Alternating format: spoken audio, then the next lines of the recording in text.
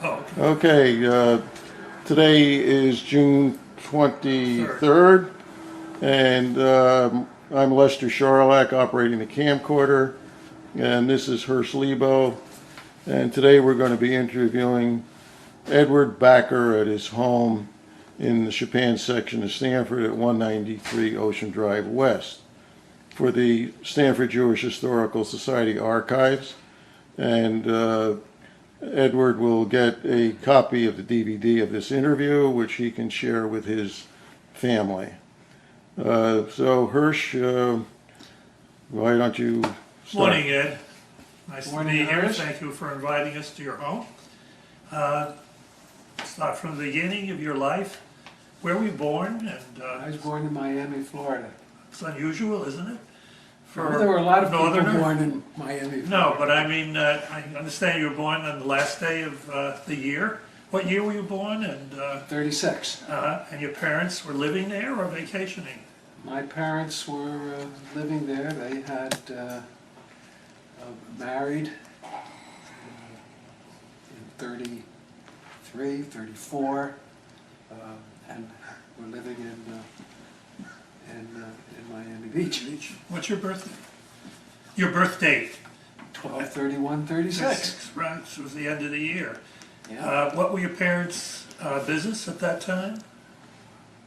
Well, my mom had was an NYU graduate, and I suppose at that time she was perhaps taking care of her dad at his home, which was on Willow Street in Stamford, which doesn't exist now. We can talk about that later. And my dad made his living in a family small hotel and farm in the Catskills I see. in Loch Sheldrake area. And You know the background of your parents? I mean, where they were born? Were they American born or Europe? well, my dad was born in the States in a town called Westbrook, I think it was, which no longer exists, which was near Loch Sheldrake. That was in Sullivan County. Yeah, Sullivan County in the Catskills. And my mom was born in New Canaan. Do you have any brothers or I have a sisters? sister, Sister Joyce, who married to Morton Shapiro with the 3 children. They live in Stanford also. Right. So your living here in Stanford started when? Since you were born? 39. 1939. 39. My dad built a home for his wife and baby in Miami Beach, in what is now South Beach, in an area that he determined was uptown at that time. It's about 16th in Pennsylvania, and that was before air conditioning. And every summer, they would throw me in the back of the car and come to Connecticut because it was so damn hot. And I suppose after 3 years, they decided that it made more sense to come back here. So what do you remember about your early days, starting school here in Stanford? Where did you go to school? I had a wonderful early childhood, and my wife tells me you remember the good times and perhaps blank out the bad times. So I remember quite a bit about my early life. We lived in Woodside Village, which was a wonderful place for kids to grow up. It was the first or second garden apartment built in Stanford, probably built in 38, 39, at the corner of Summer and Bridge Street. And as children, we walked to Franklin School. There was about 8 or 10 of us, so we all went to kindergarten together from this garden apartment, and we had a wonderful time in Woodside Village. And from grade school, you went to intermediate school and then high school? In grade school, I went to Burdick Junior High. In those days, it was called Junior High, grades 7, 8, and 9. Burdick School is on Forest Street, and that used to be Stanford High School until they rebuilt or built the new school up on Strawberry Hill. So had good years at Burdick Junior High. And you graduated from Stanford High? Year? Went to Stanford High, same school my mom went to, and I do believe we had some teachers in common. Probably Lester had some of the same teachers. What year did you graduate? 1954. Right. Do you have any particular memories of the high school or your friends at the high school or Oh, sure. people that you might still see? Or Yeah. We just had a, what would it be? 55th? 55th reunion, and those of us that are still around, some came. Unfortunately, some of my best friends didn't make it. Among the guys, Yale Sapern, Bob Soslowitz, John Bloss, whose father ran the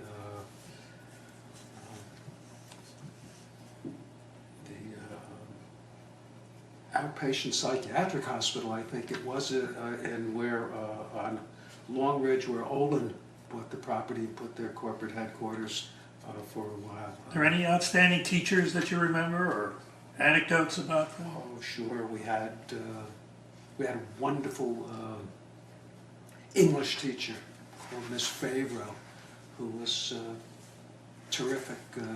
She worked our tails off and taught us quite a bit, and I was quite popular because I was able to get a position on the tennis team, and therefore missed a lot of her last period classes, which a lot of my friends thought that was pretty damn good. But, so I had good friends in that class that would take notes when I wasn't there. Margie Aarons, Ellen Dichter, again John Bloss. Any other teachers that you remember particularly? We all did very well in school. I had a chemistry teacher called Mr. Selg, who we enjoyed very much. One of my favorites was a history teacher called Mr. Dunn, John Dunn, and he was terrific. He volunteered, as did Miss Favreau, to stay after class for a number of months and tutor us in the college board preparation. He was really great. We had some nice gym teachers. So one of them was Buddy O'Mara, who I knew from the days of Woodside Village. He lived in Woodside Village in those days. Abe Hecht was a teacher then, who was a wonderful guy. We enjoyed him very much. Quite a few. And then from there you went out to college? From there I went to University of Pennsylvania, to the Wharton School. I had a good 4 years. I had, during high school, had summer jobs with my uncle Louis Kuriansky, who was an accountant. And I enjoyed working during the summer, so it seemed to be a natural because we didn't know much better in those days. And I took a major in accounting and enjoyed my 4 years very much. So your major was accounting. Did you go into accountancy? Is that your profession? I did. I completed my 4 years at the University of Pennsylvania and immediately enlisted in the Army Reserve for the 6-month active duty, 6 years of Army Reserve. Completed my 6 months obligation at Fort Dix. During that time, there wasn't too much to do at Fort Dix other than do what you were assigned to do your training, and then you could either go to the PX and drink 3.2 beer or find something else to do, and I chose to find a place to hide and study, and that's where I studied for my CPA exams. Did you get married during that period or afterwards? He didn't get married for a long time. Well, what year did you get married? I got married when I was 37, which would have been, if my math is correct, would be 1975. Right. And your wife's name is? My wife's name is Sari. Right, and she was born and brought up where? Well, she was born in Budapest,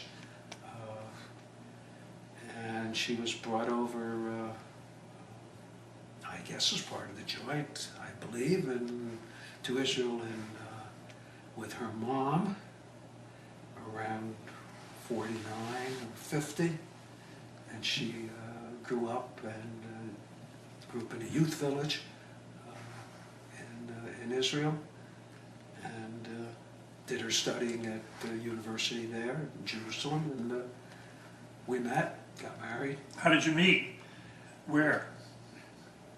We met in Israel in 73.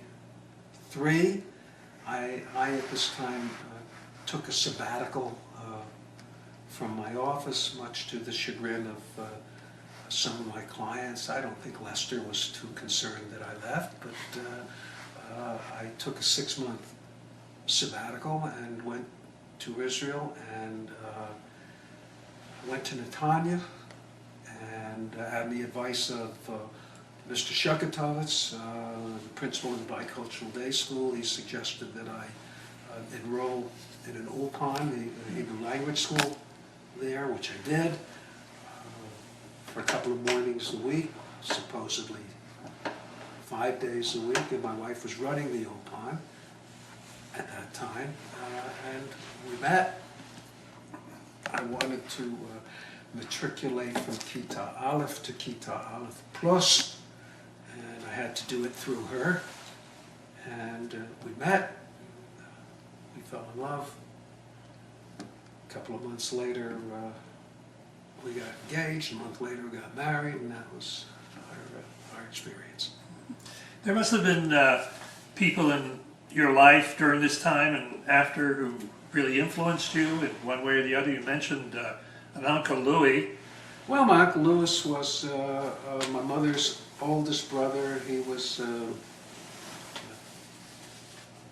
one of, if not the preeminent accountant in Stamford at that time, and as I say, he took me in to learn one summer with him in my senior year in high school. I was his 5th nephew to whom he offered this experience, and the other 4 lasted between a week and a month, and decided that either the accounting profession or the tutelage of my uncle wasn't for them, but I guess he was a little more lenient by the time I was there, and he took me on when I graduated from school. I became CPA a year later, was made a partner at a reduction in salary, I would believe, and the rest is history. He was very helpful in being my mentor from a professional standpoint, and helped me in learning a lot of the skills that stood me in good stead for a great many years. I would say my primary person to whom I looked up to was my dad. My dad was a great guy, very deeply involved in the community.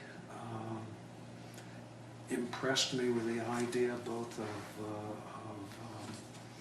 being involved in the community, being involved in charitable endeavors, and Could you be a little more specific about that? Do you remember what he was particularly involved? My dad? Your dad, yeah. oh, my dad was treasurer, I guess, of a number of organizations, or vice president. He was deeply involved in the Jewish Center, Bonds for Israel, United Jewish Federation, which was called the United Jewish Appeal in those days, and a great number of causes that were involved with Judaism and Israel. And He was very unassuming, very quiet, out of the limelight. But when something had to be done, they would call on Joe, and Joe would do it. Any other people that stand out in your life? Well, I remember my bar mitzvah in '39 was handled by, in 1949 was handled by Rabbi Ehrenkrantz, who had just come into town a year earlier, exactly 10 years older than me. And he was kind of an interesting guy for the youngsters.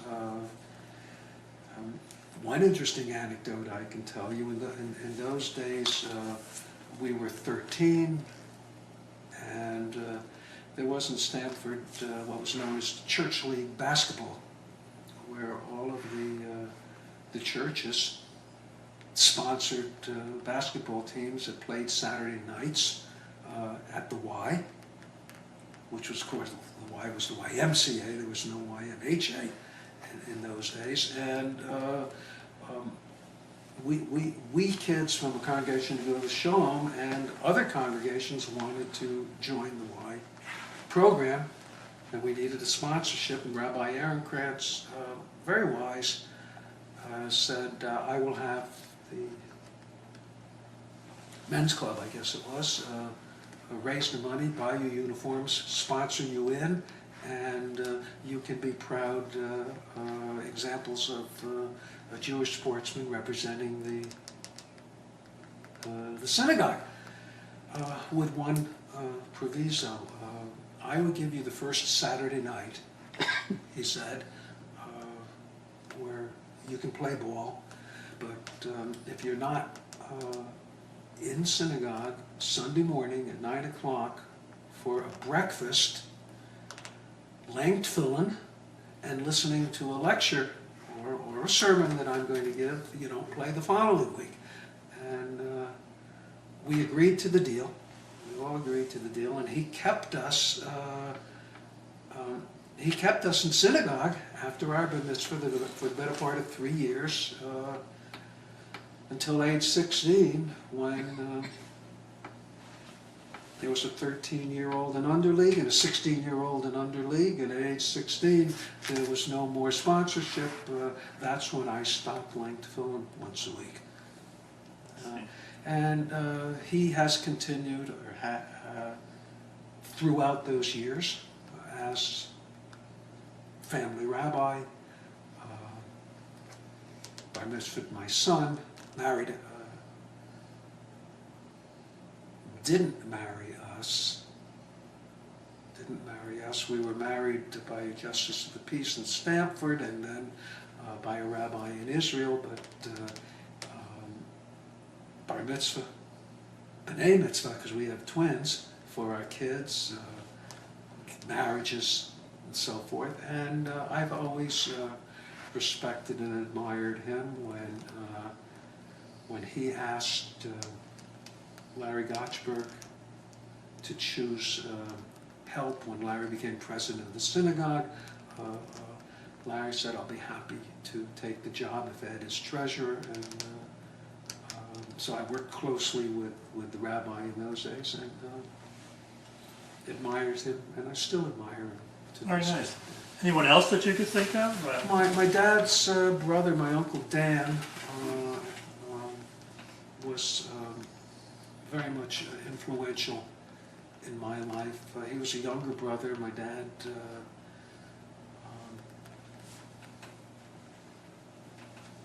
I think he graduated high school, never went to college, just worked like hell on the farm, in the hotel, in order to be sure that his kid brother got a college education, which he did. My uncle became a labor lawyer. His ideals and ideas influenced me quite a bit. He felt very strongly about helping people, and I loved him very much. My wife, who came here in '73, had 2 years. She had a wonderful relationship with him. He died 2 years later, but I feel he taught me a lot of important values. Friends, lots of friends.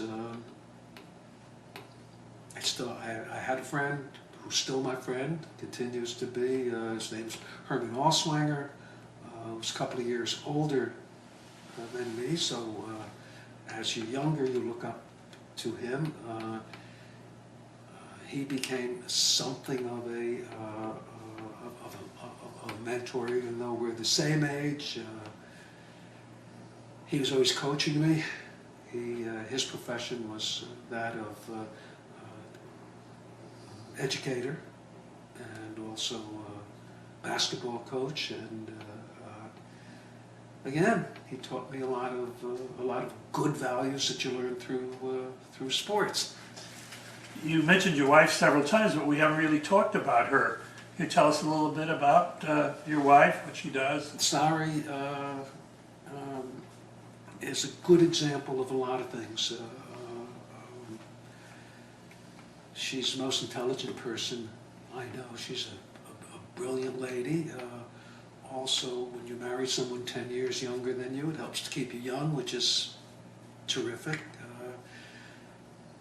Also a very incredibly adventurous person. As I say, when I met her, she at age 27 was in charge of the largest language school in Israel. Her mentor, who chose her to succeed her, the principal of the school, was Shulamit Katzenelson from the Katzenelson family. From Father Beryl. Her brother was Shmuel Tamir, who was at that time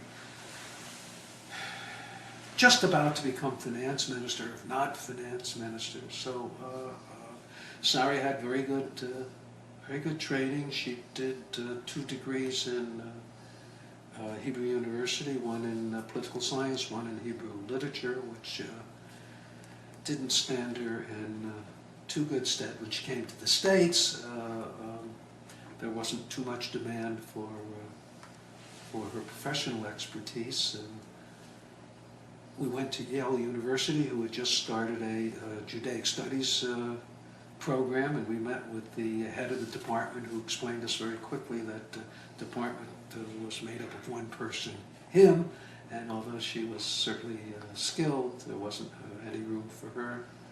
She worked for a few years at Bicultural, teaching Hebrew.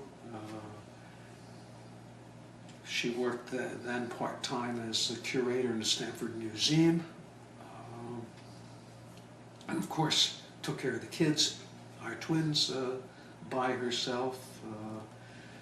Managed to get a master's degree at UConn while this was going on, and determined that she wanted to do something with her life, and we found a group at NYU that gave a 5-day course of study in what's it called where you Sculpture? no, not where you take a series of courses in order to determine what is going to be what you're qualified for to do. I know there's a term for that, and it was what Immersion? Immersion? Well, it's well, whatever it was in order for her to determine for her to determine what skills she had and what professional goals she could achieve to, and she spent 5 days there and came out with the idea that she had wonderful skills in spatial relations, in artistic. She could have been a decorator or an architect or whatever other skills would enable her to express herself. To express herself, and she found an advertisement for a sculptor who was teaching up in Pound Ridge area. His name was Bill Katz, a wonderful, gentle man, and within a week he determined that she had incredible skills that she didn't know of an artistic nature, and she took to sculpting stone, alabaster, and marble. And that's become a very, very important part of her life. We noticed some sculptures here. I guess we'll have a chance later to take pictures of That would that. be great. That would be Tell me great. about your family. You have children? I have twins now, soon to be 35, boy and a girl. Daniel and Karen, who named herself Kika at age 2 for some reason, and that's the name she's carried. Both went to Stanford High. Both went to the University of Pennsylvania. Both found their way into Manhattan. My daughter went to Columbia Graduate School for Social Work, and my son to Fordham Law School. They claim very strongly that they are completely independent of each other, and yet you see the progression where they followed each other. They were married, I would guess, within a year of each other. Both found their way with their respective spouses to living in Brooklyn. Both now have grandchildren. My daughter has a grandson of 3, whose name is Ben, and my son has a granddaughter of 1, her name is Chloe.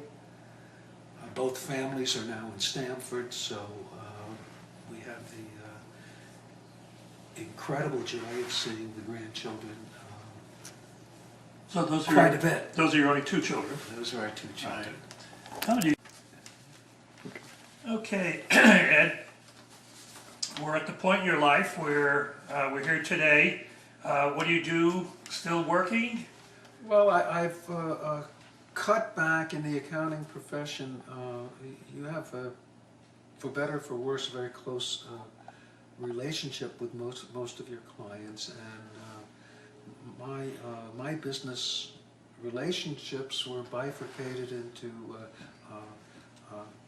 tax work and also accounting and auditing work. So I had a number of business clients which required preparation of financial statements and financial advice with their businesses and so forth. And over the last half a dozen years, I've been able to eliminate that part of my business responsibilities and turn them over to other people in my other partners in my organization, and I've mainly retained a number of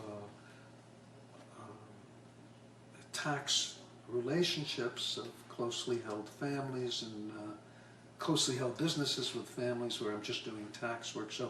So I'm still going to the office, but on a much less hectic and So what is the name of your business? our firm is called Friedberg Smith and Company.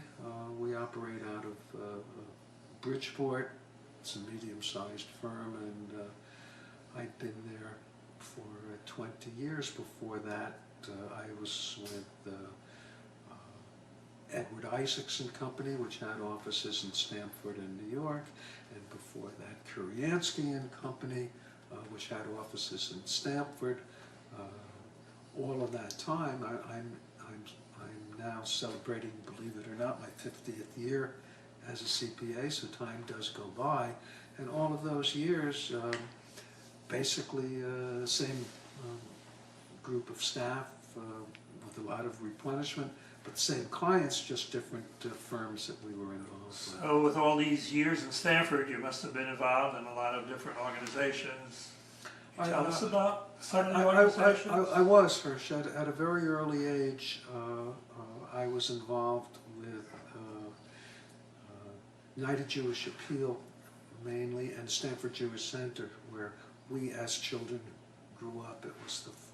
That's a whole other story, which we can get into or not, but virtually the focal point of the youth community in Stanford, not only the Jewish community, was the old Jewish Center, which is now the yeshiva over on Prospect Street there. And so I was involved with the Jewish Center and with the United Jewish Appeal in fundraising.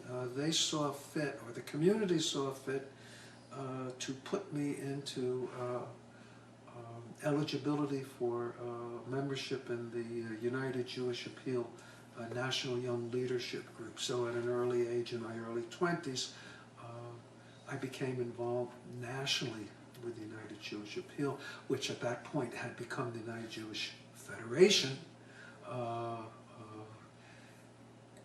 And I was instrumental in bringing the federation concept back to Stamford, and have been deeply involved with federation up to a number of years ago.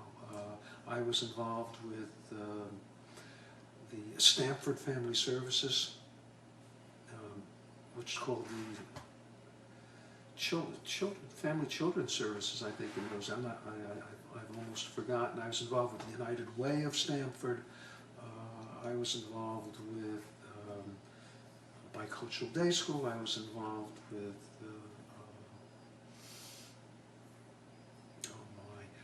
I was involved with the First Stamford Bank, where I was a corporator, and we started a bank together, which kept me involved for a number of years.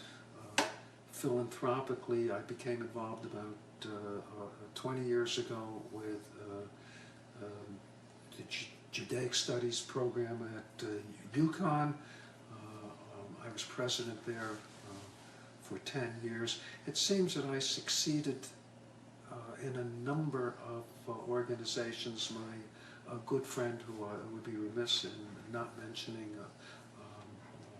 Saul Quarton, who has just recently died. Saul was a good friend of mine, and he was the one who got me into the Family and Services program, got me into the Judaic Studies program, got me deeply involved with Federation, etc. I also was in at the beginning of a great program called the Jewish Community Endowment Foundation, which unfortunately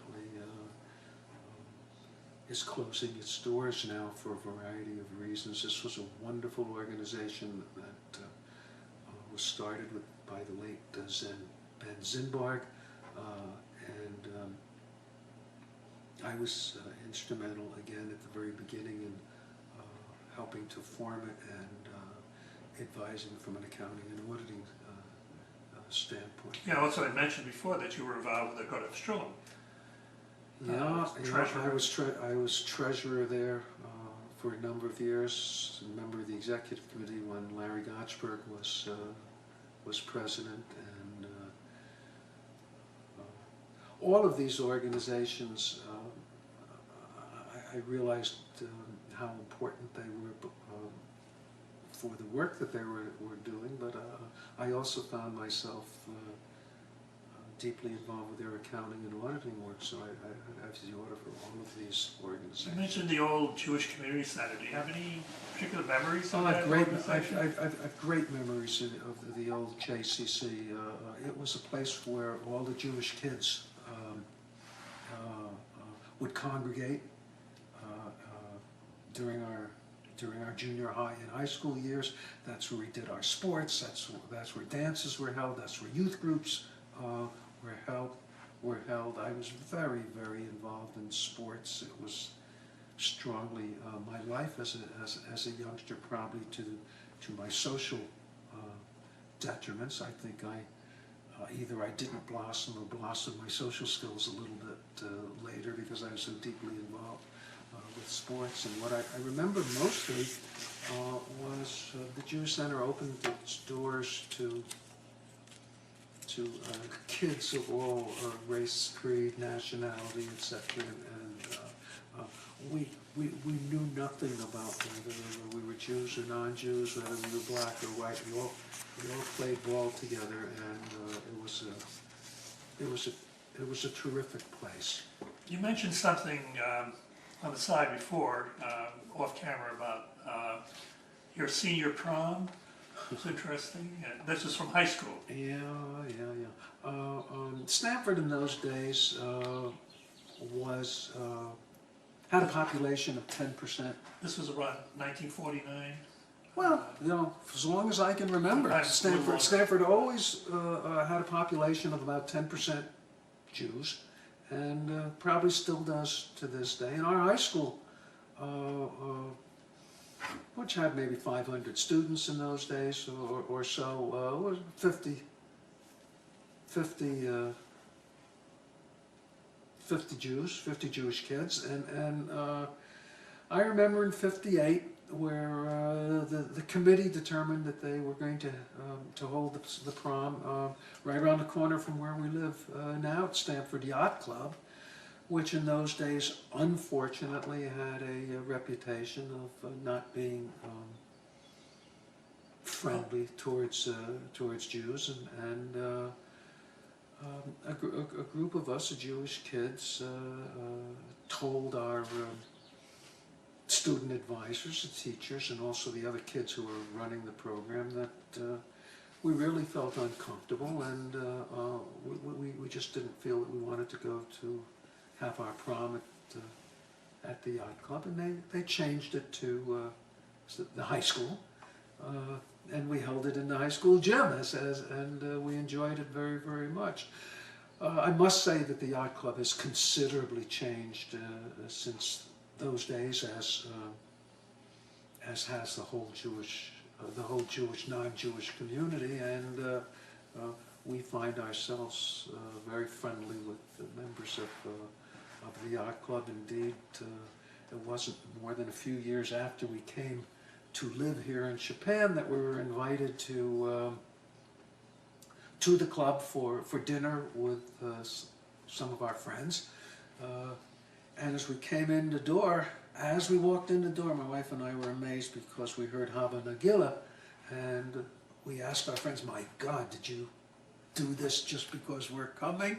And then they said, "No, there's a bar mitzvah being held here." So things have in fact changed. While we're talking about that, are there any other incidents that you remember that stand out in your mind? Well, again, as a child growing up in almost idyllic conditions, you tend to be gender blind, color blind, race blind, etc. I went to Franklin School, and 3 days a week we went to Cheder at the old Jewish Center, which was called the Center Progressive Hebrew School. And to get from Franklin School to the old Jewish Center, North Street, I suppose. North Street would take you to, as far as you could go, which was Bedford Street, and then that whole area where the courthouse is now was all woods. And Bedford Street ended with P.D. Plotnick's dad's office, which is still there, and next to that was another building which is down, which I think Herb Kweskin had a dental office, if I'm not sure. I'm not 100% certain. And if you went through that driveway and went through the woods, you would avoid having to go all the way around to get up to the Jewish Center. And there were three brothers. They were called the Gross Brothers, and they lived in a house which is now the apartment house which was built where Temple Bethel was. I've forgotten what that's called. Up on top of the hill there. And they lived in a house there, and they used to haunt those woods, waiting for. I always thought they were waiting for me, but I don't know. They might have been waiting for other kids too, and they would pounce upon me, and I do remember once being thrown to the ground, urinated on, and they were yelling, "Dirty Jew, dirty Jew," and that's the first time I had heard that. Made an impression on me. But as the years go by, those things don't happen. That's where the courthouse is now, so. It's ironic. I guess you could say the Gross brothers were gross. The Gross brothers were gross, and not too bright. The oldest one, as I recall,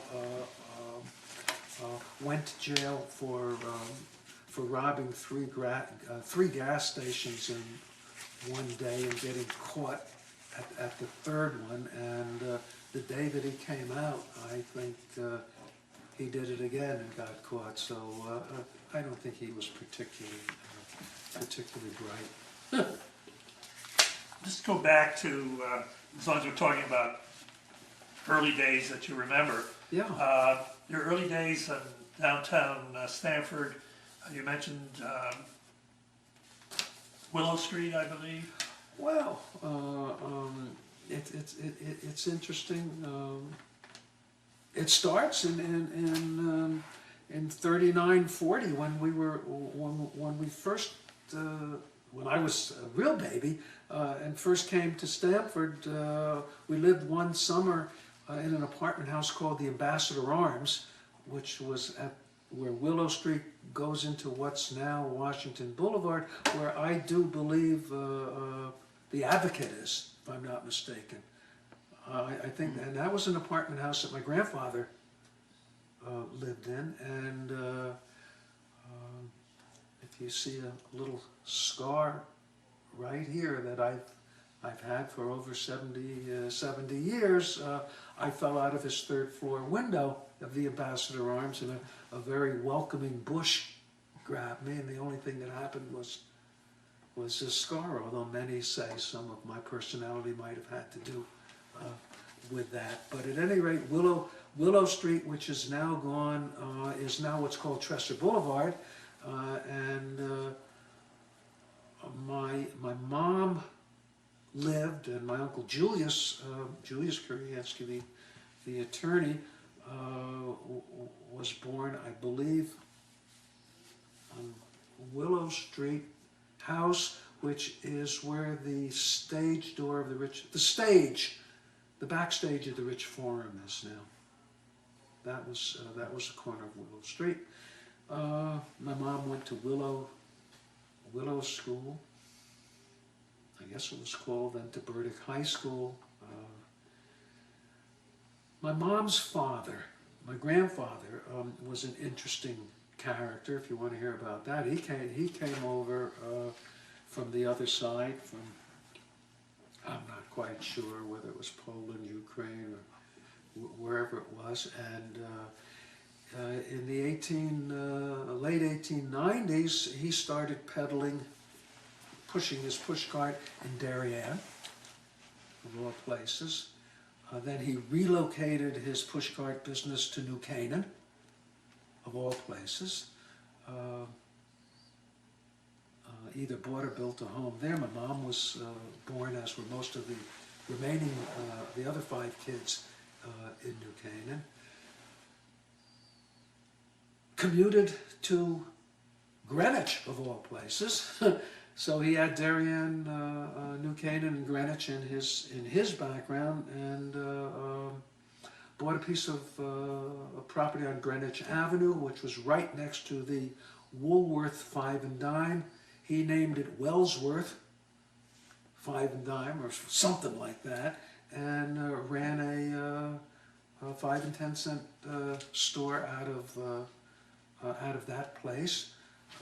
Bought the property across the street, which he rented the Favorite Shoe Store, which had been there for many, many, many years. From there,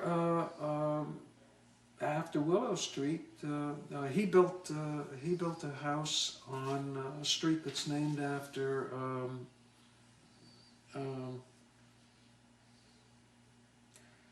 his first wife, whose name was Ida Rose. It's on a street called Idar Court, which is about a block and a half from where the Lexus dealership is there now. And that's where my mom and dad were married. So there's a good deal of old family history floating around there, and we're kind of excited to pass it on to our children.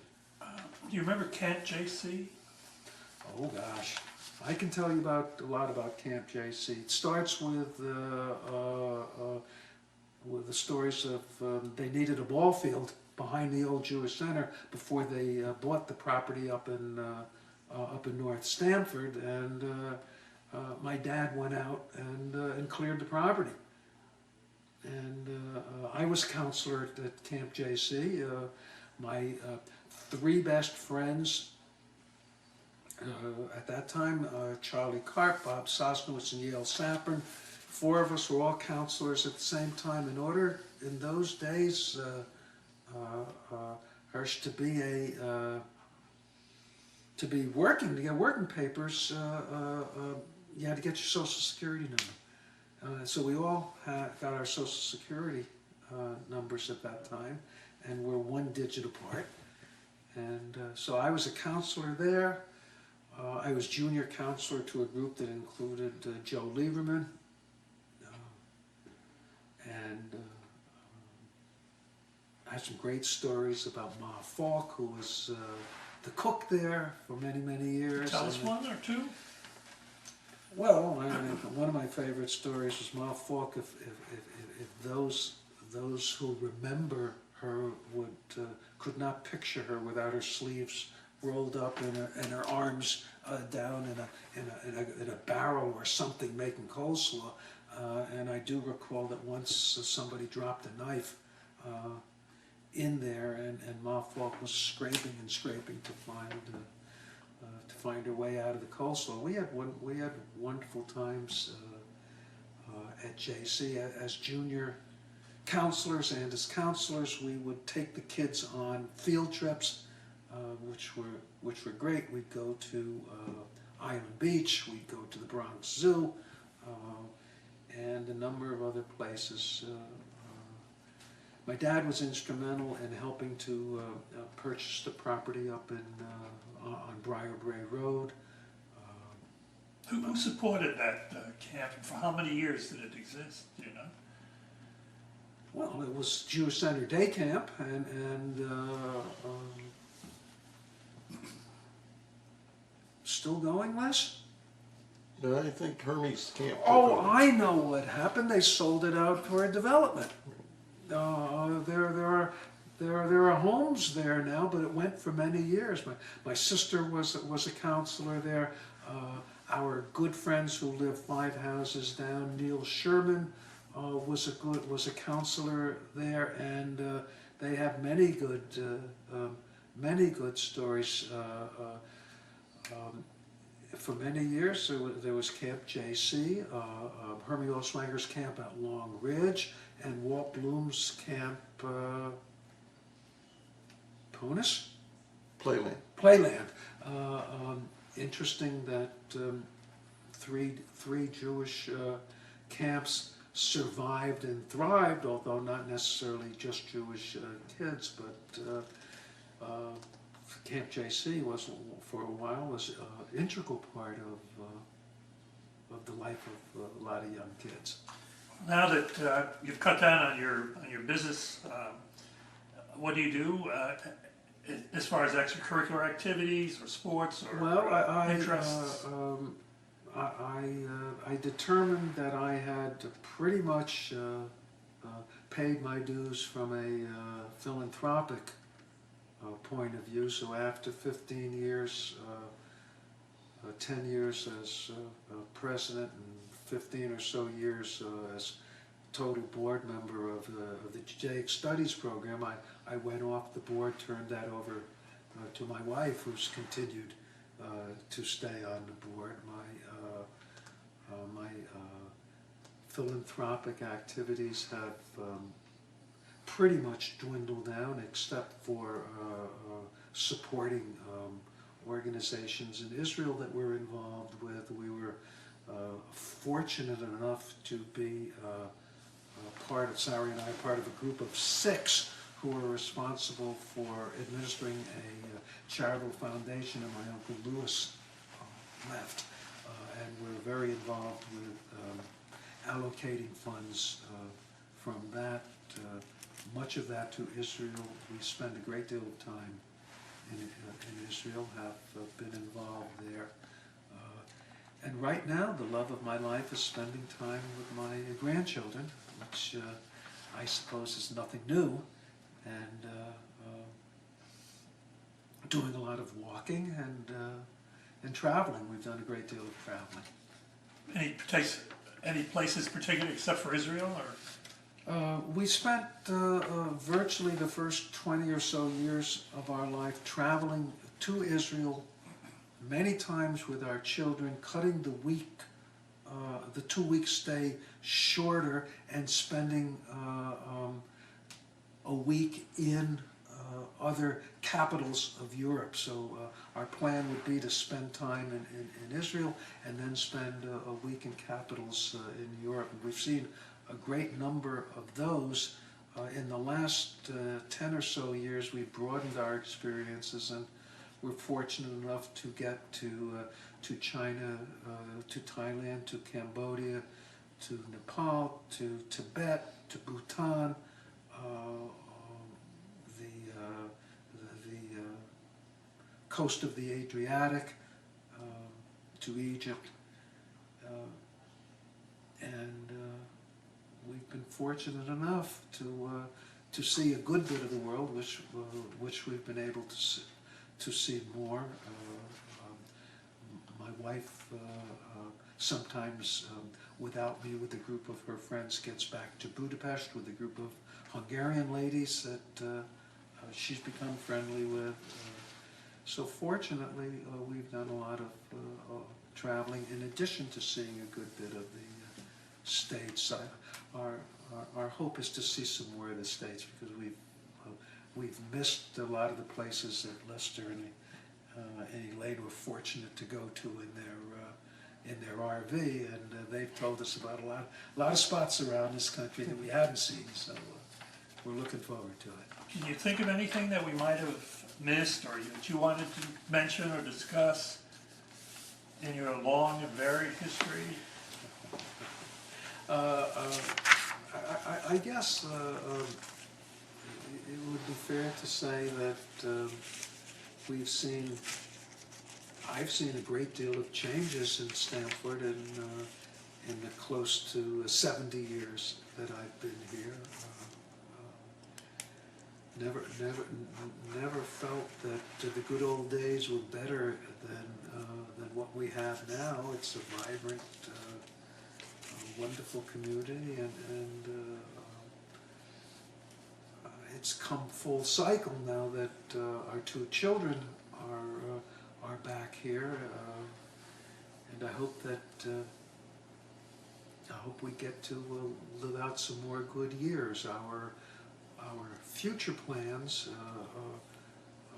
and we're getting very close, are to have a condo apartment in Manhattan, which we're closing on next week, and to find a condo in Stamford, hopefully close to the area where we're living now, and split our time and stay healthy enough to enjoy it. On behalf of the Jewish Historical Society of Lower Fairfield County, we want to thank you very much for allowing us to come into your home, and we wish you the best of luck. And don't forget Stanford and the Jewish Historical Society. By the way, Ed, are there any other anecdotes that you could think about? Well, you've asked me about involvement in the Jewish activities in town and so forth, and as I'm looking at our underpaid but highly efficient photographer here, the movie man Lester Shylock, I'm reminded of the fact that about 25 years ago the JCC was involved and got us involved in a program called Sahal Shalom, which is a program which brings disabled young Israeli soldiers to communities in Stamford for to have interchange with Jewish families here, and it's great for the communities and it's great for these young people. And we took in a young man, Rafi Levy, and was a nice guy, and we really liked him. The highlight of that 2 weeks that they were here, to my opinion, was a barbecue pool party that Lester and Elaine hosted in their Haviland Road home, and they have a beautiful home with sprawling property in the back with a great pool and beautiful lawn, and we became really good friends with Rafi at that party, and the great part of this story is that we have remained extraordinarily close, both of our families, for the last 25 years. For a number of years, whenever we came to Israel, he would be waiting at what was called Lod, which is now Ben Gurion, with a bouquet of roses, and it's marvelous. We've been to bar mitzvahs, weddings in Israel with his family. He's come here for weddings for our family. The piece de resistance, if you will, is last year his oldest son gets married and comes and stays in our home in the back bedroom for his honeymoon. And he used, of course, he used our home as his central location for going to Manhattan, traveling to Boston and other parts. But the fact that he would come here with his wife really made us feel good. So I would say that's a real wrap, if you will, of our feelings for Israel, of the JCC, of our love and respect for the Sharlocks and their involvement in the community, and how things out of nothing work out wonderfully. Well, we want to thank you. You have a beautiful home here. I can see where somebody might want to spend their honeymoon here. At any rate, on behalf of the... If you have an interested buyer, we made the decision to put this house for sale, and our plan is to find some kind of condo unit in Stamford where we can be with our family, and at the same time spend some time in Manhattan. And towards that end, we're about a week away from closing on a unit in Manhattan, and we're kind of excited. Les, this is my wife. Sorry, I've spoken about her, and now the words can be translated into a visual presentation. Perhaps she can show us a little of the work that she does. We're very proud of her sculpting work, and then I'll let her take it from there. Thank you. Okay. I started as a sculptor late in life. Wasn't something that I always knew that that's what I want to do. It was much more towards intellectual pursuits. When I came here, I realized I cannot do what I thought I would like to do, and turned into visual arts, and enjoyed it very much and did not regret it ever since. I like to work particularly in stone, which I find the shape of the stone sometimes creates a visual image in my head, and I do it. Or the surrounding that I live in, like being next to the water, brings out the shape of the sailboats, which I can show you later, the sailboats that were inspired just by looking into the sea, or political situation, which I'm very aware of it, coming from Israel. I'll show you maybe one of my sculpture, which was inspired by the second Intifada it was in Israel, and there were so many people dying, and there was so much pain on both sides, the Palestinian side and the Israeli side. And all I could see is mothers or sisters crying and being pushed against the wall by the political situation. And that's one of the sculptures that I created, is a figure of a woman hugging her head in a almost like a mourning position. She's crying. She's against the wall, the other side of the sculpture. The wall is part of her body. She has nowhere to go. She's blocked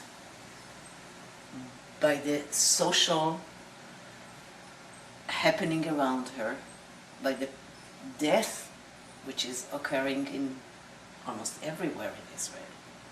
And she can be whoever she is. And at the side, on which side of the political spectrum she is, it doesn't make any difference. The pain is the same. Here I can show you another sculpture which was created by the view that I'm looking at.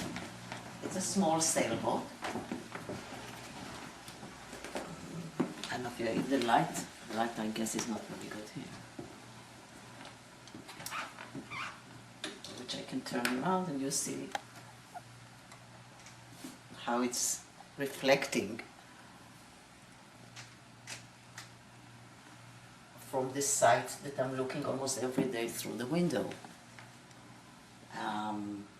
Another piece of sculpture was done after coming back from Alaska, where we visited and saw bears. So that's how life really influences, that is the bear. And that's how life influences the work I do.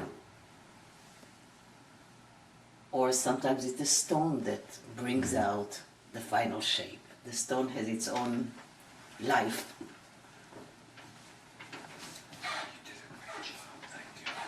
Need some more light? We're good. Okay. And that's a reclining figure. And I think the biggest piece I've ever done, I gave it to my husband as a present. And it is this one.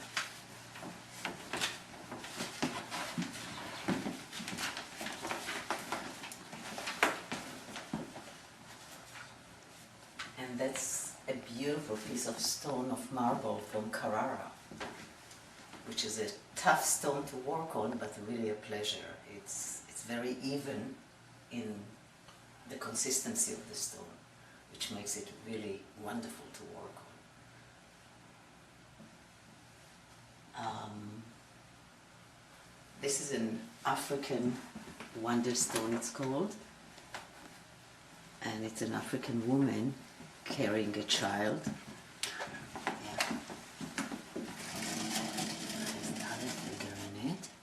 And I like the fact that some of the stone it's in natural form. The other parts of the stone, I worked on it, I polished it, I shaped it, and some of it I left its natural shape and the natural color. And the combination I like very much. Whether it's mine or somebody else's, I like that combination. And sometimes places we do not get to are influencing my work. We are dreaming about going to Nepal for safari on elephants. Mm-hmm. Ed got sick, and he wasn't sick, but he needed the surgery. So what left of the trip to Nepal and the safari was this little elephant which I made. So we'll remember the trip that wasn't. And about 10 years after I made it, after we were supposed to go there, we actually went to the safari. And there were elephants, and it was very enjoyable. And this is the first piece I've ever done, which was when I went to my first class of sculpting, and that's what I did. So he told me, how many years are you sculpting? I said, this is the first one. He says, I'm really glad to see it, and it's unusual. And from there on, I continued sculpting. Yeah. And here's another figure.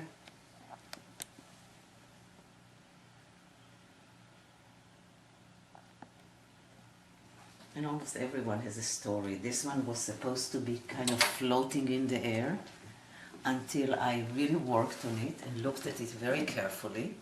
And the nicest part I found was this one. So if it would have been floating in the air, and this would have been the lower part, you wouldn't have seen this. So I decided to change the position, and instead of having it horizontal, I made it vertical. Maybe I can turn, it's a heavy piece. Okay. Can you see this? This is really the nice forms in the stone. And works beautiful with the part of the body. So that's what made me change the position of the sculpture. So you never know that the stone is full of surprises. You start working one way and it has its own wishes and it goes the other way. This piece you almost did not. Really, I can turn on lights. No, the light is fine. Okay. I just saw a face in this piece and it kind of came out of the stone. And again, I left part of the stone natural. And she looks like she's sleeping inside the stone very peacefully. It's a very quiet, natural face which comes out of the stone. Ed, we want to thank you on behalf of the Jewish Historical Society of Lower Fairfield County for allowing us to come into your home and for giving us an insight into your history and not only of your family, but of the fine work that you've done over the years as a member of the Jewish community in Stanford. And we thank your wife, too, for showing us some of the sculpture work, beautiful, that she's done. And on behalf of the Historical Society, we invite you to become a member. So Send me an application. Okay, and we'll do that. So thank you very much again. My pleasure. Okay.